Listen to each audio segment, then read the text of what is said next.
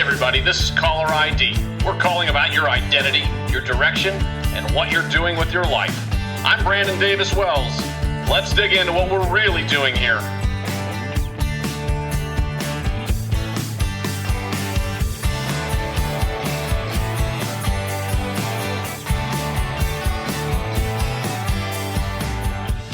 Today's guest is somebody who on paper looks like he made it. He's the general manager of the Akron RubberDucks, the 2025 AA Minor League Executive of the Year.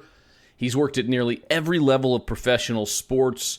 But what makes today's conversation interesting isn't those titles or awards, it's the path.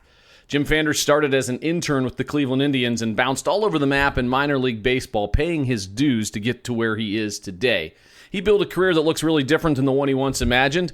Jim and I were friends at Ohio University in the same broadcast program, both convinced we were going to be the next play-by-play voice for a professional sports team in Cleveland.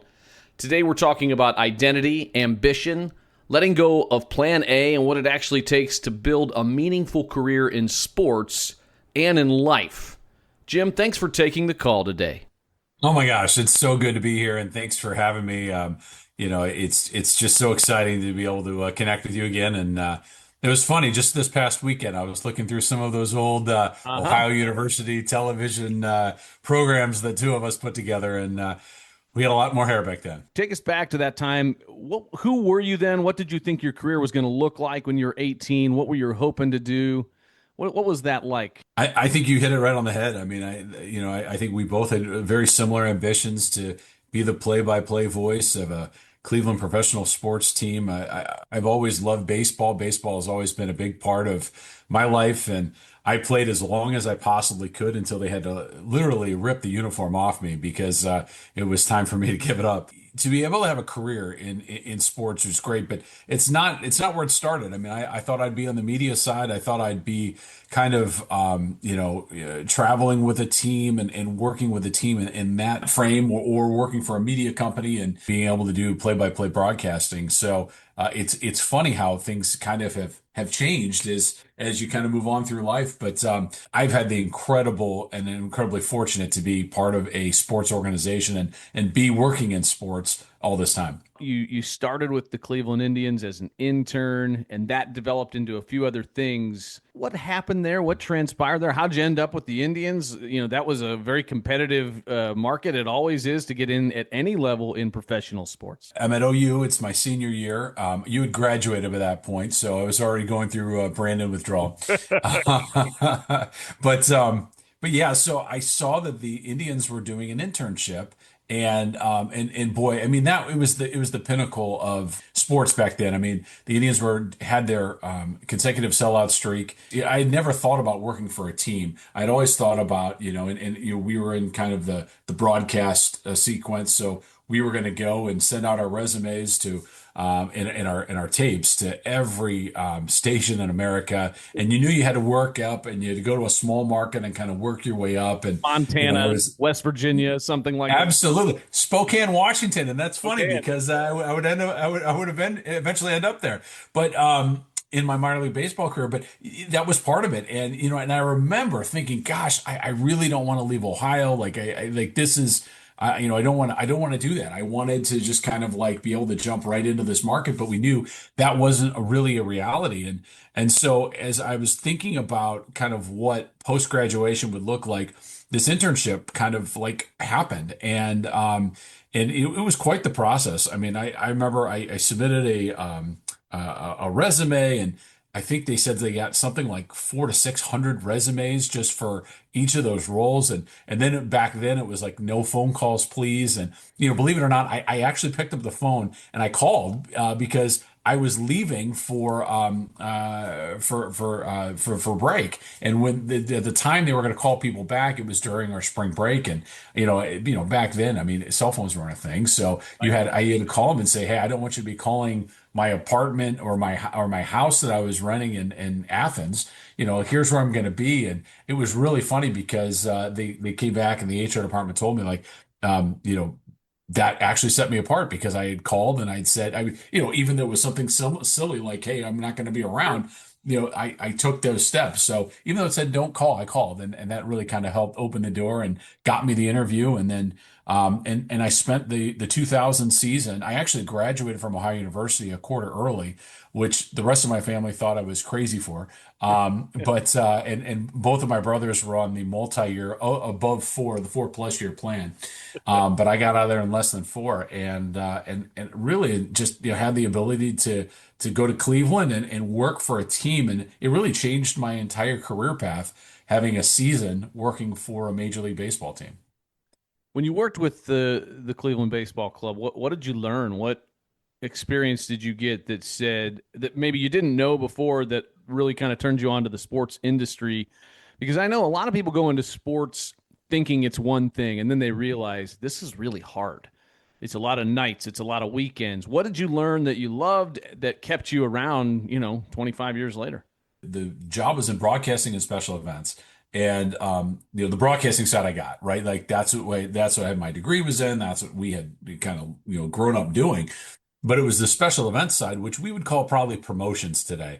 But it really was activating the ballpark, making the ballpark come to life for 81 nights, and really finding ways to engage with the fans and really that fan experience. And it was something that I just wasn't even on my radar when I was in college, but I loved it. I fell in love with making the ballpark come to life, making, from the moment that a fan walks into the ballpark, it's the sights, it's the sounds, it's the smells, it's the entertainment. It's what gets them going. And, we had a really good baseball team back then. Between 1995 and 2001, Cleveland won the Central Division every season except for the year I was there in 2000. Yeah, you had to point that one out, right? I had to, because everybody's like, "Oh, you're not going to believe what's going to happen once we get to the postseason. It's going to be really great." And we fell a game short. I mean, it was unreal. But anyways, it was a great experience. 42,000 people came flooding through the gates every night. And I go, oh my gosh, this is the greatest job in the world. How come no one else has thought about this? I know it was hard to get in as an intern, but I couldn't believe that this would be my career. I was going to get paid to come to a ballpark every night. It was like having season tickets, but getting paid to come to games. It was the greatest thing in the world. And I loved it. I really fell in love with the behind the scenes and what it took for 81 games to make the ballpark come to life. Getting a chance to work with Tom Hamilton, the broadcast crew at the time. It was Mike Keegan. It was Matt Underwood's first year on the radio, and then he would eventually transition to television. But, during that time, it was a really great experience for me. And I met a lot of folks that are actually still working for the Guardians organization 25 years later. And they've been great friends, and I've been able to keep in touch and really learn about the industry from the inside out that you can't do sitting in a marketing class in college, and that you can't do from any other way but just getting in with both feet and doing it. Those folks with the Cleveland Club or some amazing people that I've had the pleasure of working with as well, including Rick Manning and Matt Underwood, and back when Mike Keegan, the late Mike Keegan, who was just an amazing human, and Tom Hamilton's one of those guys that I met doing some games for the TV side in production, who after he met me remembered my name from then on. That is amazing. Yeah, really impressed with him. So he is exactly who people think he is. He's fun, he's loud, he's just enjoyable. So you went from the Cleveland Indians, and then your internship ends. Now, walk me through what happens, because that's a scary time for people, right? As they finish school, they finish their internship, and it's like, what am I what am I doing? What kind of opportunities did you have next? What did that look like for you? You talk about not wanting something to end, and we were in a pennant race, and it really did come down to the last game of the season. The Indians had to beat David Wells, who was pitching, and they were playing Toronto, I think it was, and we had to win. And then, but we couldn't control our own destiny. Seattle and Oakland played, and the winner of that game, if one team won, Cleveland was in. If one team lost, Cleveland was out. So the whole team's in the clubhouse and they're watching the game, and I'm at home. I mean, I wasn't part of that mix, but I was still like on pins and needles on the edge of my seat. And unfortunately, the team, I don't even remember which team it was, but the wrong team, the wrong team won, and and we were eliminated from playoff competition. But and so thinking about my internship, it really predicated on how far the Indians would go that year in the playoffs. And but during the entire time, I kept getting these signals from my bosses that said, "Hey, we're going to try to add you to the full-time staff." And so really to me, it was like a dream come true. I knew that was a possibility, but it was one of those things where it's like, well, this could happen. And to kind of set the scene, this was the first year that the Dolans bought the franchise from Dick Jacobs and his family. And the way that the Jacobs family ran it was they had a certain number of people could be full time, and then everybody else had to be part time.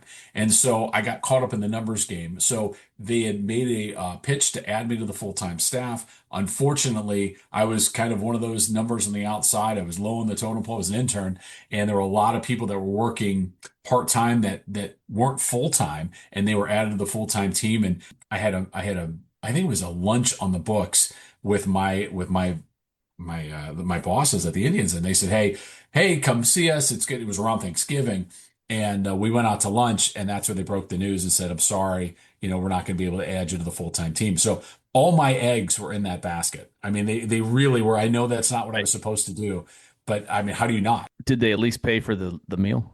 They did. They did not make me pay for the meal. That was very nice. They're like, you're on your own, kid. Starting right now. Yeah.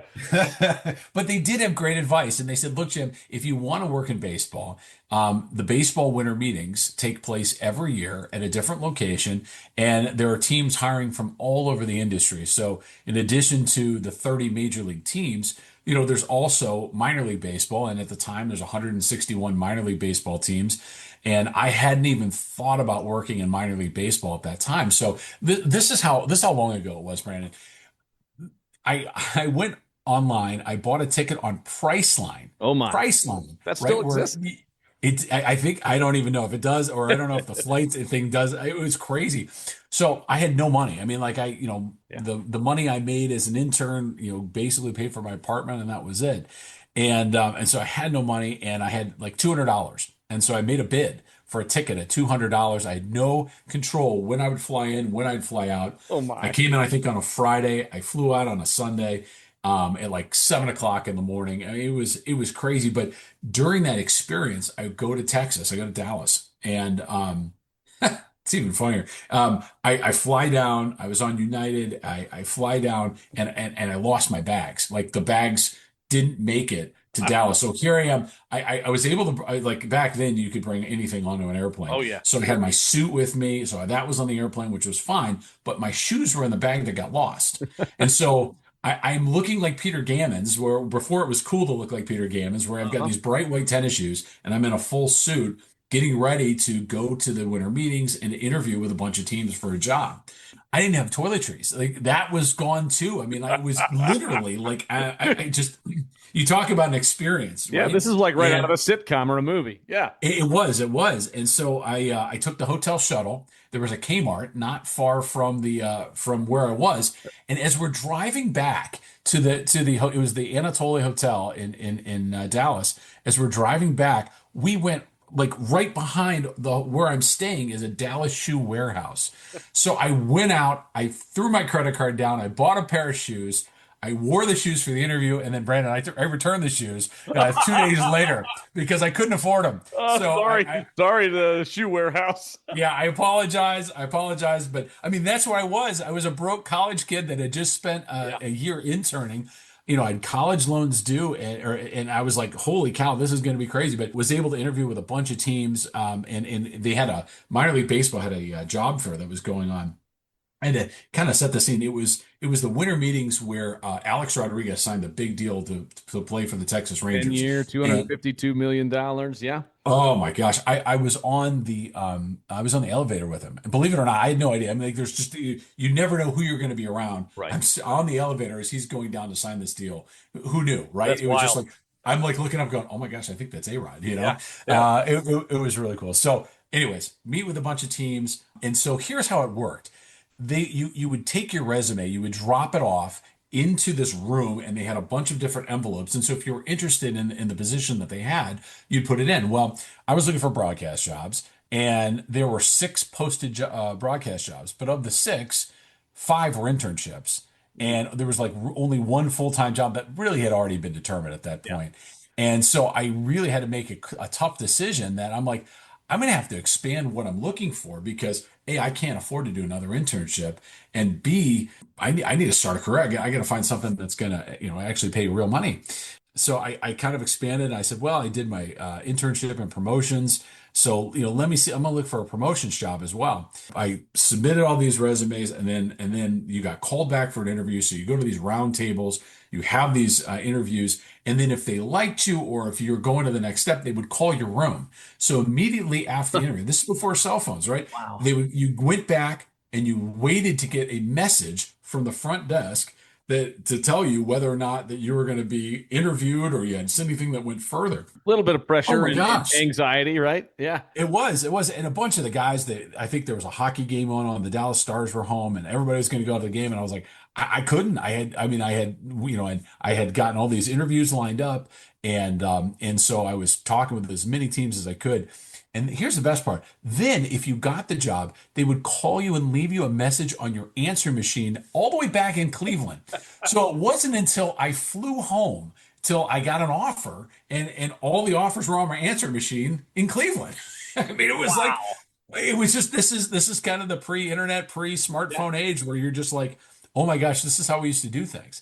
So anyways, interviewed with a bunch of teams, got a bunch of offers, and the one I decided to take was for Spokane, Washington.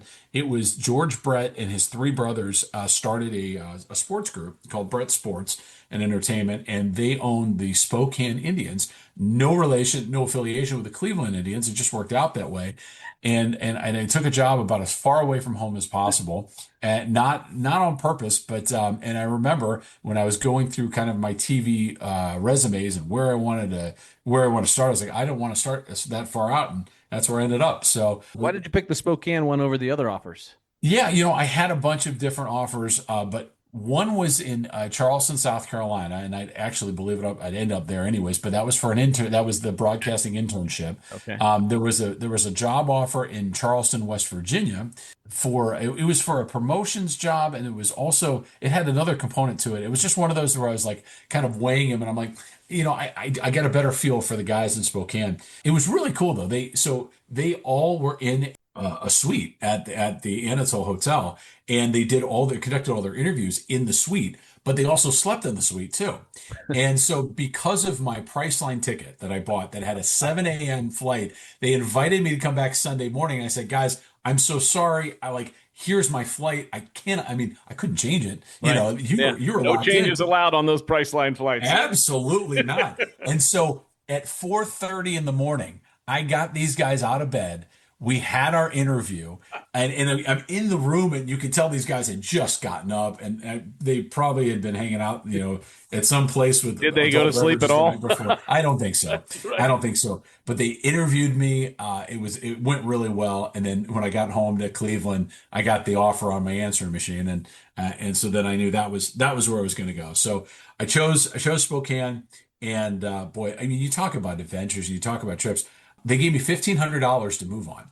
And so I was going to do everything I could to use as much of that as I could to get there. Yeah. And so I didn't have a car, and I flew on Southwest Airlines from Cleveland. Listen to this trip. I went Cleveland to St. Louis to Phoenix to Reno, switched planes in Reno, went from Reno to Portland to Boise, and Boise to Spokane, all in one day. That's almost physically impossible. Running from some gate to another gate at some point. What's funny is I stayed on the same plane for 3 of those stops. My gosh. I had to switch planes in Reno, but it goes back to, that's pre 9/11. So I had 5 bags with me on the airplane. I checked 2 and I had 5. And one of those was a bat bag. I mean, literally, I had my baseball bats in my bag because I wasn't giving up the dream yet. I was still going to play some adult league baseball. So I can't imagine bringing a baseball bat on an airplane these days. That's a no-no. But that's what I did. So I fly out to Spokane, and I land, and my boss picked me up and said, hey, we're going to go meet the ad agency. It's 4:00 in the afternoon, but I've been up since 4 a.m. East Coast time and flying all over the country. And I can remember like we went to this ad agency meeting and like I was falling asleep. Like I was totally out of it. So we left, went to dinner, and then I finally got a chance to sleep. But it was an adventure, man. It was unbelievable. So not only that, so I used the $1,500 to fly out, and then I shipped everything that I owned in 16 boxes, and it was shipped via FedEx Ground. This brand new way of shipping. And so you could do it very cheaply. And I did. And so all of these boxes arrived at the stadium before I got there. And so all of my future colleagues had to unload them and stick them in the clubhouse for me. So what a way to make a first impression. Was there a moment when this was all happening where you had to kind of consciously let go of your initial plan, your initial dream to be a play-by-play guy, or was it sort of a gradual thing, or was there a spot where you're like, hey, I think that ship has sailed? They knew that I wanted to be in broadcasting, and they gave me opportunities. So I got a chance to do some play-by-play for high school basketball games. Adam Morrison, a future NBA player, was actually in the Greater Spokane League, so I got a chance to do that. I mean, I really got some great opportunities with Brett Sports, and they allow me to kind of scratch that itch and really kind of learn. Even though I wasn't going to do play-by-play as my full-time job, they gave me the ability to be able to kind of like figure out if that's something. I did PA announcing too for the hockey team, which was cool. And then I did a couple of games with our broadcaster Bob Robertson, and he was very kind. He is legendary in the Northwest. I think he passed away around 2020, but he had been the voice of the Washington State Cougars. And at the end of the year, he said, "Hey, I want you to come on a road trip with me." And it just so worked out that the last series of the season, we were in Yakima, Washington, and he said, "Hey, I'm going to go take a day trip out to Everett, and I was going to see some family. Do you want to come?" And I said, "You know what? I just want to prep for the game. I'm gonna pass." And I'm glad that I did, because he had a family emergency while he was there and had to stay in Everett. So we wouldn't have had a broadcaster for the game, but it ended up giving me the entire game to do myself, Wow. which was awesome, right? Yeah. And so I got a chance to do it. I loved it, but I mean, I had a hard time judging the ball. Like I remember a long fly ball, the deep left, and the shortstop made the catch. I mean, it was baptism by fire very quickly. It was really cool to do that. But after the second year, and I had a couple more opportunities, but I really realized that I was getting married, and I go, boy, this is a tough lifestyle. Not only working in sports is one thing where you're working the crazy hours, and Right. there's no summer vacations, and you're working from April to September, and your life is dictated by a baseball schedule. But imagine being on the road for all those other games when the team's on the road, and if you're working for a team, you're spending time with your family and friends, and having a normal life. If you're a broadcaster, you're not. I mean, you're going from hotel to hotel and city to city, and I think that's where it really kind of like kicked in for me. Where it's like, what, maybe working for a team is the way to go, and I loved it, and I still love it. That to me was kind of like that decision making point, where it was like, what, this is probably the right thing for me to do. Yeah, I've had some of those moments too. I having spent a couple of seasons on the road, even calling college basketball, traveling with men's and women's basketball. Those road trips are not easy, and you're gone, 3, 4, 5 days, and you come back into a life that is like, yeah, I got a re-entry, and you're tired, you're exhausted, you're on a bus all night. Like it's not Yeah. simple. But what about your time in minor league baseball? Do you think, what did that develop in you character wise? And what do people need to know that what that looks like for them if they want to go into sports, into minor league baseball, and eventually if they want to get to the majors, but professional sports in general? Yeah, I get that question a lot, and what I use the analogy of Jose Ramirez. So when Jose started playing for our franchise in Akron, we were the Arrows at the time. It was 2013, and he was on a team that would have future major leaguers like Yandy Diaz, Francisco Lindor, Giovanni Urshela, and Jose Ramirez. They were the infield. I mean, think about that team. They were loaded. We had no idea at the time. We knew Lindor was going to be good, but everybody else was kind of these up and comers.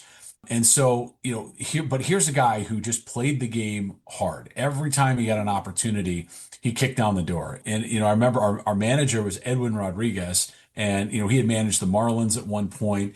And, I'd ask him, I said, well, yeah, hey, there's a lot of great guys on this team. I'm like, who should I be watching? Who should I be looking out for? And he goes, this Ramirez kid has a nose for the game. He's going to be special. And I thought he was going to say Yandy Diaz. I thought he was going to say Francisco Lindor, but he's like, this kid's special. And of the four, it was Ramirez that made it to the majors first. He was a September call-up that year. He got into the game. He stole second, scored on a ground ball to the outfield. And he was just one of those guys that just played the game hard. Every opportunity he got, he took full advantage. And you remember Terry Francona was the manager back then. If you were a veteran, you were golden. But if you were a rookie, good luck, right? Right. And so right. Jose did everything he could. He played outfield. He had never played outfield in his life at any level. And they stuck him in left field. And he's like, I'm going to learn how to play outfield the best I can. So that anytime his number was called, and he entered the game in his major league debut as a pinch runner. Anything he was going to do, he was going to do the best he possibly could. And he was going to force Francona to write him in the lineup every night. And so that's what I tell anybody looking to get into this industry. Be Jose Ramirez. Every time you get an opportunity, you deliver, and make sure you take full advantage. So, when Jose would get in as a left fielder, as a third baseman, as a second baseman, as a shortstop, he'd hit. He'd just get in there and he'd hit, or he'd walk, or he'd get on base and steal bases. He would wreak havoc. And that's what I tell everybody is take full advantage. Be Jose Ramirez with it, because you never know what opportunity you're going to get. And you never know those connections and those relationships and where they're going to lead to down the road. And so if you can be like Jose Ramirez, and each time you get that opportunity, kick the door in, take full advantage of that, because you never know where that's going to lead. What sacrifices don't show up on a resume when people look at your success now and where you've gotten?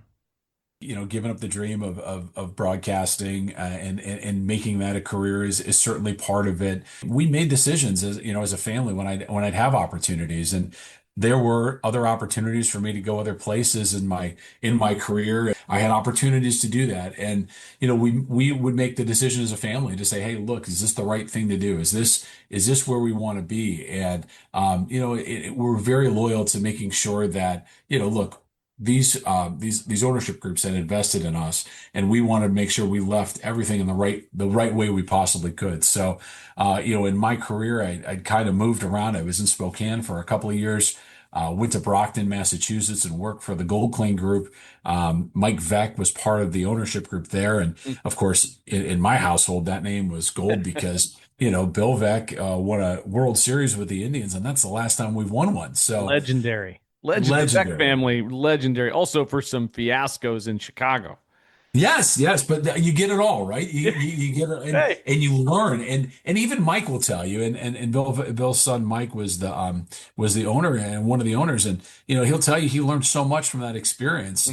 He goes, there's a promotion that was better than anybody thought it could be, but also maybe some more parameters needed to happen so they didn't have to cancel the second game of the Disco Demolition. But I learned so much, and each time you had the ability to kind of learn more and gain more knowledge and move up through the industry, kind of like a player does, kind of going from single A to double A to triple A. I was kind of doing the same thing as kind of building up that background.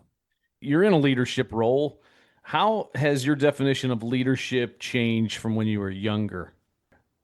I think everybody graduates college and thinks they're a leader, right? They're ready to go. I mean, I think we all graduate, we've got our degree, and I mean the paper is still, the ink is still wet, and we're ready. Like, we should be getting that top job wherever, and we know everything we need to know, and you really don't, and you have to learn that the hard way. Sometimes you learn it the hard way, sometimes you get great mentors along the way, and I had the fortune of both experiences where you had a chance to learn from some really good people in the industry that took time and really gave me of themselves, their time and their experience to say, hey, this is what you should be doing, or here's how I would approach this. But I think leadership is something that you learn. It comes with experience. It comes with making mistakes, but learning from those mistakes. And I tell my girls all the time, it's not about what happens and you get knocked down, but it's what happens when you pick yourself up from that opportunity. What happens? How do you pick yourself up? How do you move forward? Because that's really how you're judged. And building that leadership, and even now in a leadership position, president of Fast Forward Sports Group and president and general manager of the Akron RubberDucks, I don't know everything. And I think it's important that you need to be humble enough to know you don't know everything. And there's so many people that you come into contact with that you can learn from. And that's from all the way down from the intern that's starting his or her very first day to a season ticket holder that's been there for every single game since the ballpark's been open. You can learn from everybody. And I think it's really important to be a servant leader to help others succeed, because when you do that, I think that's what helps me, and that's what really drives me and drives a lot of success. Servant leadership is something people talk about a lot, right? And I Mhm. love the phrase. I love the concept. Put some teeth to that. What does that look like Yeah. tangibly? Well, What do you mean by that? yeah, so you think about, so I'll use Akron for a great example, kind of where we are. We can't just open the gates and have people flow in because we're the Akron Rubber Ducks, right? We have to be part of the community. And I was talking about Mike Veck a minute ago. One of his famous sayings is, a ballpark needs a community more than a community needs a ballpark. And I think we have to remember that in everything that we do. We need to be part of the community with our staff. I require that once a month we volunteer somewhere in the community to be a part of the community. We're going to Hope and Healing here in Akron, and we're going to do 3 hours of community service work to help out. In the spring we'll do weeding, and we'll just do some jobs that is going to help themselves become better, and something they're not going to have to spend money on. So it's volunteering. It's being a part of the community that you live, work, and play in. It's getting to know folks, and I think that's part of it. I mean, you need to be there. It's not like, hey, I'm a dictator, and you do this because I've said this, and I have all this experience, and you listen to me, right? Yeah. But it's really taking time to explain the why, and it's time to really connect with your employees at a different level, and each one of them is going to have a different need set. They have a different outlook and a different perspective. But it's not only internal, it's also external. And it's those folks that are inside the community, whether they're key stakeholders with the team or whether they're just fans. And everybody wants to be heard. Everybody has got an idea. And especially when it comes to food. And I get that a lot, right? It's like, hey, I want to talk to you about your hot dogs or something. But to be there and to listen and to really be someone to help them get better and make sure that they feel heard, understood, and you make that a part of the process as you're moving that relationship forward. All right. I know you won't bring it up, but I will. You were named the Double A Minor League Executive of the Year this past year. Congratulations on that. That's pretty awesome. Thank you. What did that mean to you personally, professionally? How did you take that? Yeah, it was incredible. It was an incredible award and honor, and I had no idea it was coming. So there was an overall winner, which is really cool. So Chip Maxon, who is in AAA with the Sacramento River Cats, he won the award. And it was one of those things where it's like they announced the finalists, and I was like, boy, I'm on this list with some really incredible people. And then they did it in order from single A to triple A. And so we got to double A, and I was like, oh, wow, I can't believe I'm on this list. And then immediately they announced the triple A winner, and they said Chip Maxon. I go, I got no shot. So, and I'll tell you why. So Chip not only ran the Sacramento River Cats, but he also ran the 81 games of A's baseball. So the Oakland A's had moved to Sacramento. They're playing for 4 years in Sacramento. And so in addition to his 75 game River Cats schedule, he's every time the River Cats are on the road, they're the A's, now the Sacramento A's, are playing home games there until they move into Vegas, until their stadium is built. Unfair. This is unfair. Like as long as he kept Absolutely. everything afloat, this guy's getting the award. And Oh, well he's getting the deserved. award, and if I'd have won the award, I would have turned around and given it to him, because like that guy put in so much work, and his staff worked so hard. I mean, working 75 games is hard enough, but doubling that or more than doubling that, that's incredible. So he's well deserving of the award. So, anyways, but it was humbling and honoring. They didn't give me a heads up. I had no idea. So you're in the room with 119 of your colleagues. They announce your name and they throw your picture up on the end. You're like, oh my gosh, I should have sent in a better picture. I had no idea, right? I don't know where they got this picture. Uh, but it was really cool. It was very humbling and honoring, and but the award isn't about me. The award really is about our staff. It's about the men and women that I work with, and I get the opportunity to work with every single day that kick butt. I mean, they come in every day thinking, how can we be 1% better? How can we figure out how to do our jobs a little bit better to make those fans, when they come in the ballpark, have a big smile on their face, to try some of these crazy food items, to see some great entertainment, and whether or not we win or lose on the field, their job is to make sure that everyone had a great time and they can't wait to come back again. And so it's really the men and women I get to work with on a daily basis that are the winners of this role. I'm just there, to sign the checks at the end of the day, right? What was your first job? How about that? What was your very first job? At 15 years old, I became a dishwasher at a local restaurant in Akron called Papa Joe's. It's a family-owned restaurant. Great And lasagna. oh, incredible lasagna. Uh-huh. And I started out at the bottom. I was a dishwasher, and I learned so much from that experience. I mean, $4 an hour, I think, was minimum wage back then, and I was thrilled. It was incredible, and you get a chance to meet a lot of folks that are working so hard day in and day out, and I think being in the restaurant industry was really eye opening for me too, because you had to solve problems on your feet. You had to think quick. You had to make sure the customer was always right, and you had to make sure that they were having the best time possible. And that really kind of helped me as set kind of a foundation for my career. As even working now in sports, it's all about customer service. It's all about, you want those folks to have a great time and continue to come back, and About food.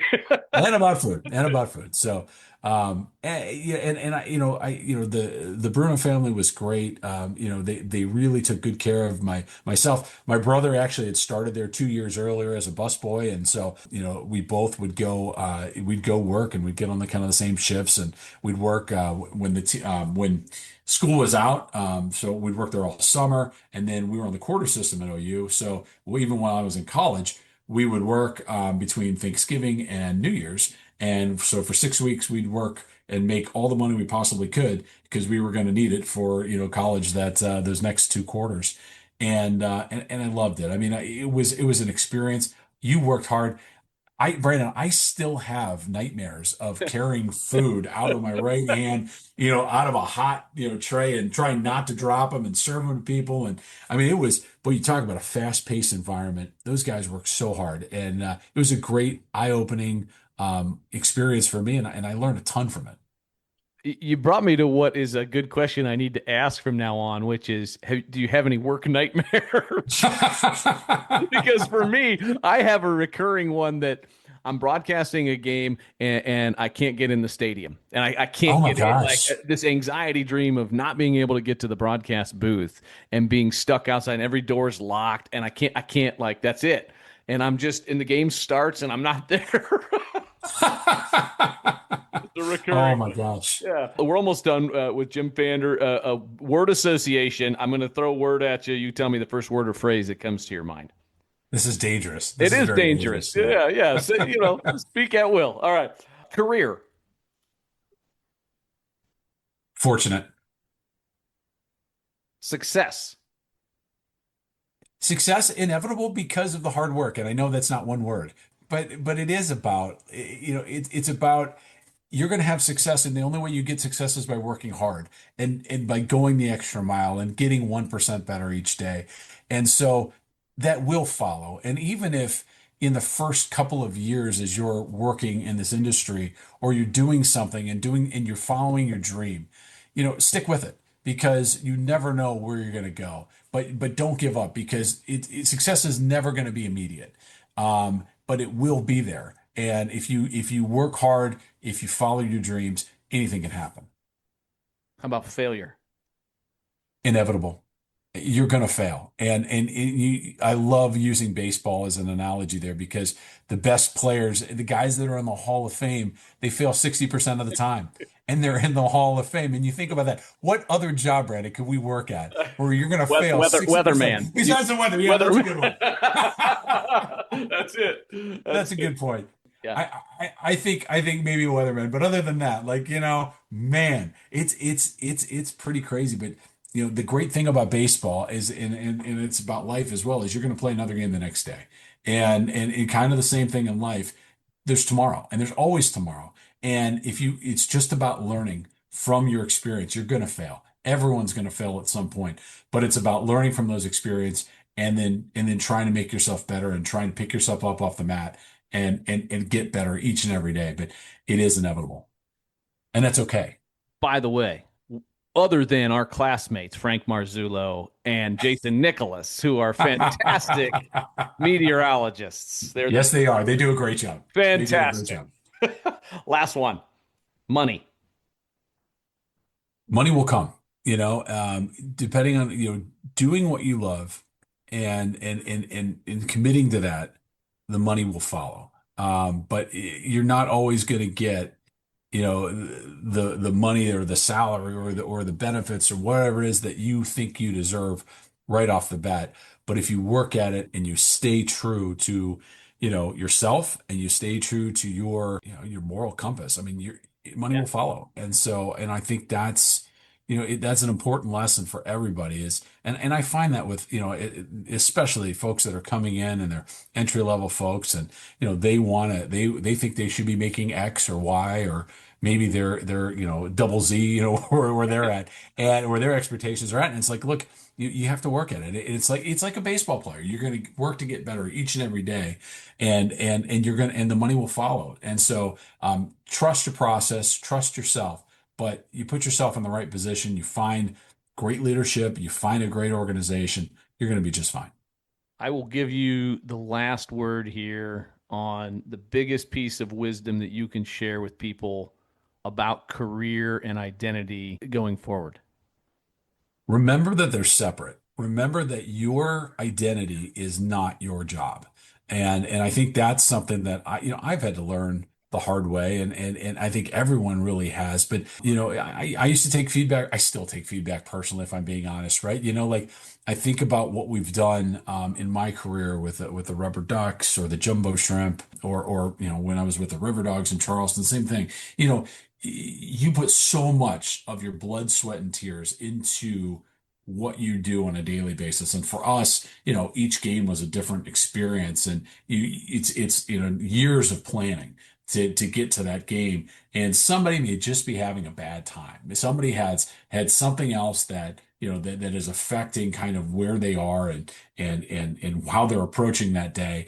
And they have a bad time, and they give you bad feedback, and they're like, oh, this is the worst promotion that's ever happened. This is the worst idea that anyone could ever come up with. It's not personal. Sometimes you can get great feedback, and there's something that you can take out of every time that you get a negative about what you're doing, or a positive. You got to find the silver linings. You got to find what you can take from that to grow on, to help make yourself get a little bit better each and every day. But it's so important to realize that this may be your career, but it's not you. It's not how you define yourself. Your person, you are separate from your identity as their job. And it's important as a father, as a husband, as a family man, as a leader. Like those are very different jobs, but those are the most important ones on the family. It's most important to me to be a good father, to be a good husband, and to be a good leader and a good role model for my family.